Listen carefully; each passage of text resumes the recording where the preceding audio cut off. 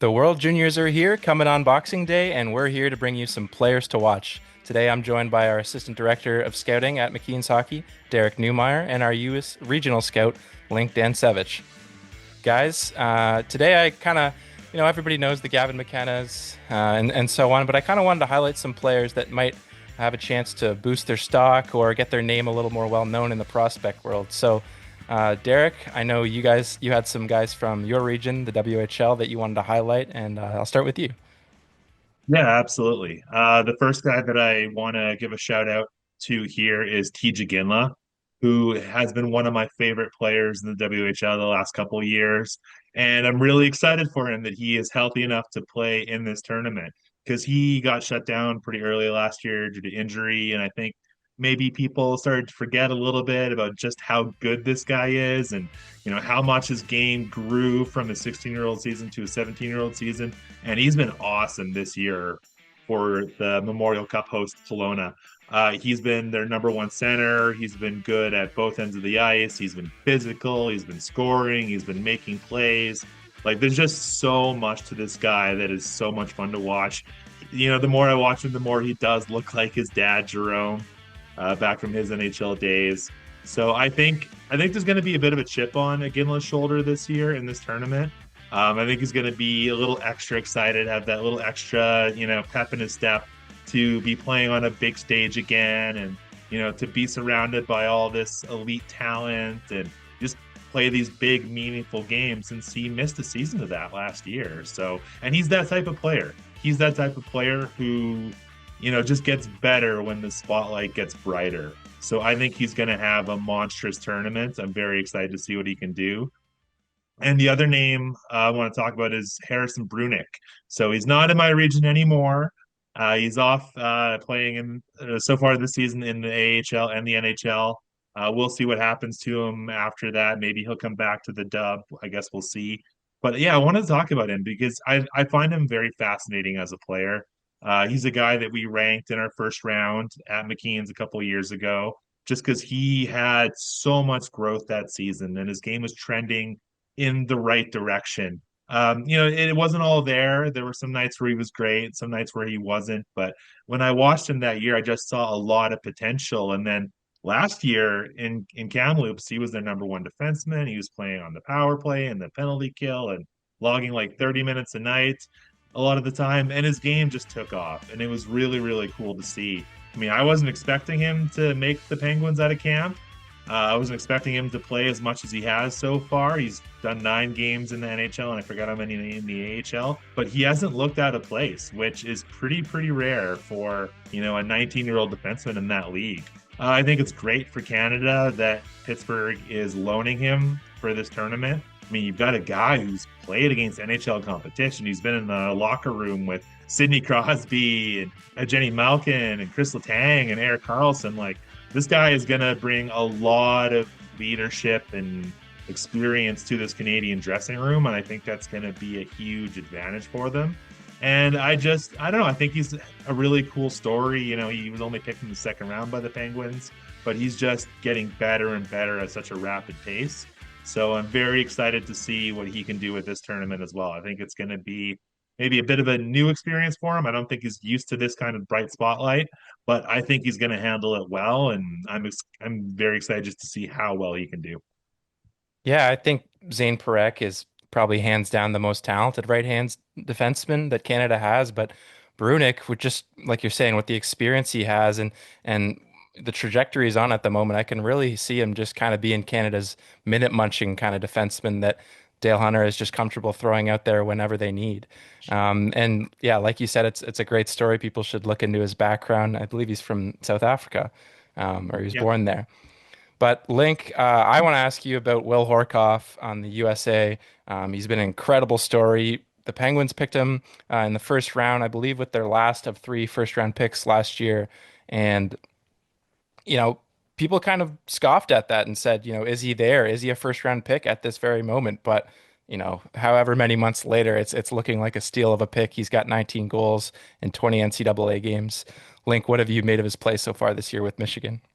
I mean, first to start with Horcoff, I think he's the only player I've ever heard of who went from the USNTDP and then middle of the season in December went all the way to Michigan to play in the NCAA at another step, and he got better. That's the only player I've heard who's ever done that in his draft year. And his high draft spot reflected that. He was a no doubter first rounder from my mind. And this year he's proving exactly why. He has been unbelievable for Michigan. A lot of people have been saying, again, Michael Hage has been the dominant force there, but people really are ruling out like Will Horcoff is having an absolutely tremendous season. It's so rare that a guy that big is that offensively inclined and has just been really solid in 5v5 on the power play. He is someone that he gives Michigan a bigger identity that they haven't really ever had since I guess Adam Fantilli. It's really great to see him. I can't wait to go see him later in this year. He's a must-watch guy on my board for me. And again, to have him on this USA team, it's huge. It's great. It adds another detail that the USA kind of has brought every single year. They play a team that plays hard. They are very gritty. They'll get into dirty areas, and Will Horcoff is emblematic of that style. He did it at the USNTDP. He did it even more at Michigan last year, and he's continuing to do it now. I can't wait to see what he does in Minnesota this year. There are very few players coming into this tournament in finer form than Will Horcoff, but let's talk a bit about his teammate James Hagens. Linc, that's another guy you had listed as a player to watch.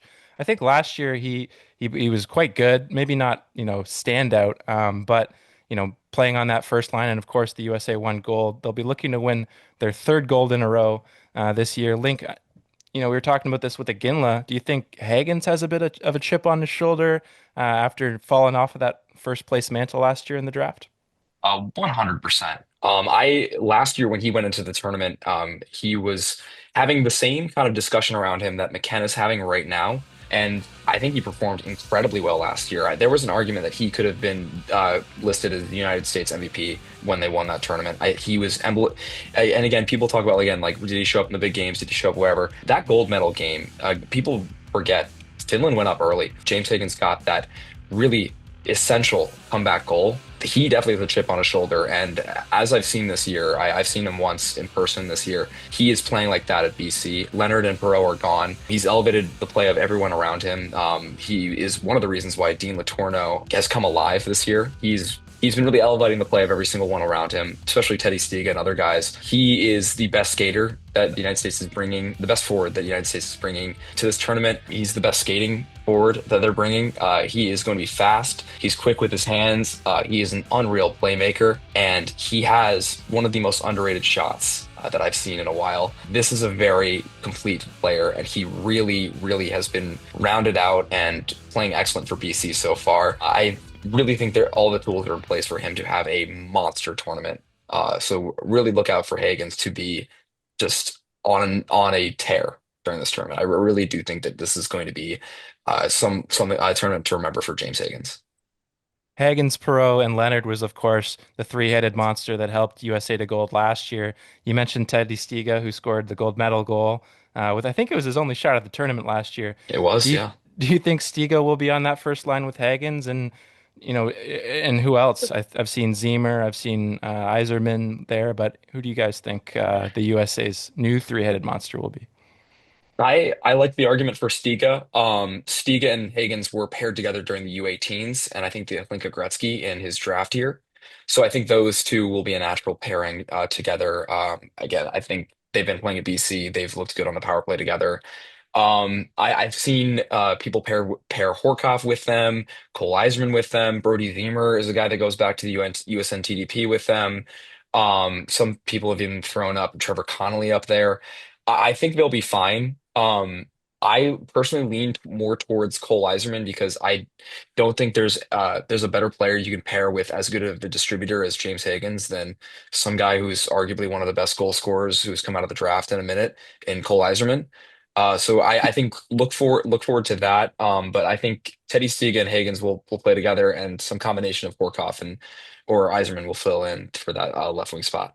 Linc, I know Julius Miettinen on Finland and Everett of the WHL was a guy you wanted to talk about, but Derek, maybe I'll throw it to you. Maybe you've got a more recent viewing on him. He's been lighting it up in the WHL. He's got 18 goals and 42 points through 26 games. Yeah, he's another one of those guys that we ranked pretty high a couple years ago. Just when we watched him with the Western Scouting team at McKeen's, we just saw a lot of room for growth and a lot of growth that he had already made in his draft year. He really struggled at first to adjust to the speed and the pace of the WHL, and then at one point, it just like a light switch went off, and his game just took off and reached a whole new level.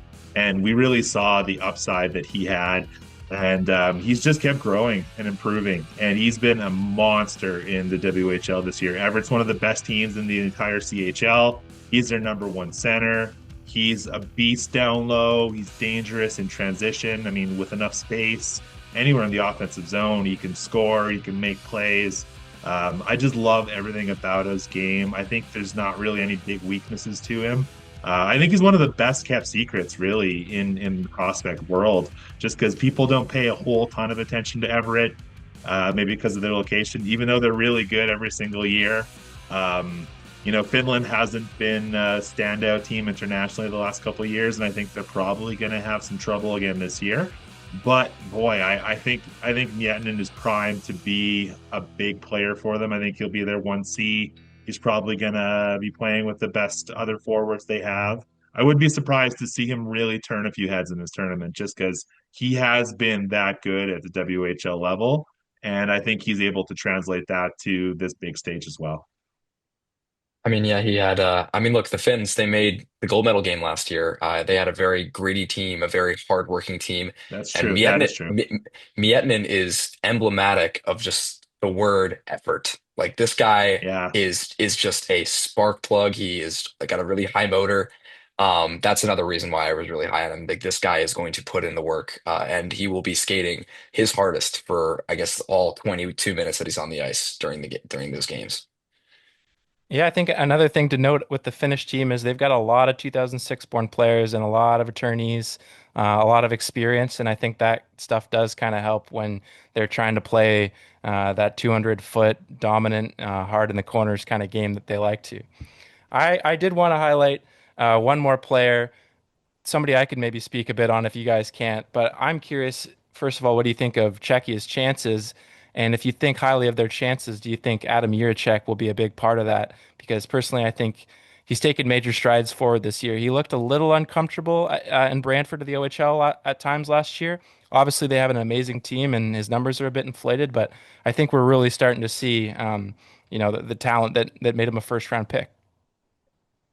This is definitely the best Czech team that they've brought to the tournament in years. I'll just start by saying that. It's a big team. It's going to play fast. This team is going to play fast. There's a lot of creativity on this team. The defense is the best I've ever seen from the Czechs in this tournament, and at least in my time of watching hockey. There's a lot to love really here. I think there's going to be a little bit of iffiness with the goalies because Malota's not coming anymore.